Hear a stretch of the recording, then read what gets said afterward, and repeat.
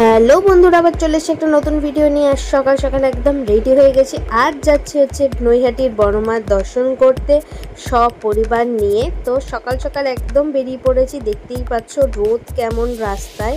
গিয়ে পৌঁছেই দেখলাম মন্দিরের রাস্তা পুরোপুরি ফাঁকা, সেরকম একটা লোক ছিল না। কারণ আমরা গেছিলাম বুধবার দিন, হয়তো বুধবার দিন সেদিনকে অত ভিড় ছিল না, তাই একদম ফাঁকায় ঢুকে গিয়েছিলাম।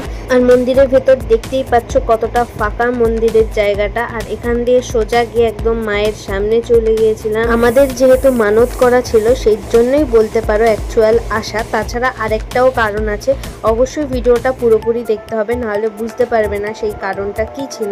আর এখানে দেখতেই পাচ্ছ আমাদের মোটামুটি পুজো দেওয়া কমপ্লিট হয়ে গেছে। আর আমি বেরিয়ে গেছি।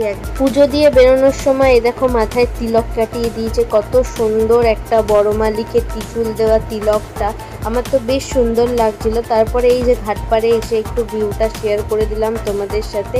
তাই এখান দিয়ে যেতে একদমই মন করছিল না, কারণ এখানকার ওয়েদারটা খুবই ভালো ছিল। বেশ বিকেল হয়ে এসেছিল আমাদের মোটামুটি এখানে। আর এখান থেকে বেরিয়েই আমরা চলে গেছিলাম আরেকটা লোকেশনে, মানে পেট পুজো তো বানতা হয়। আমরা চলে গেছিলাম বিখ্যাত দাদা বৌদির বিরিয়ানির রেস্টুরেন্টে। প্রথমবার এসে খাওয়া দাওয়া করে আমার তো বেশ ভালোই লেগেছে। এটা আমার লাইফের ফার্স্ট টাইম ছিল এই রেস্টুরেন্টে আসা। এর আগে আমি কোনোদিনই এখানে আসিনি বলতে পারো। তোমাদের যদি আমার ভিডিও ভালো লেগে থাকে তাহলে তো জানোই কি করতে হবে, লাইক কমেন্ট শেয়ার সাবস্ক্রাইব করে পাশে থাকা বেল বাটনটি ক্লিক করতে ভুলবে না কিন্তু।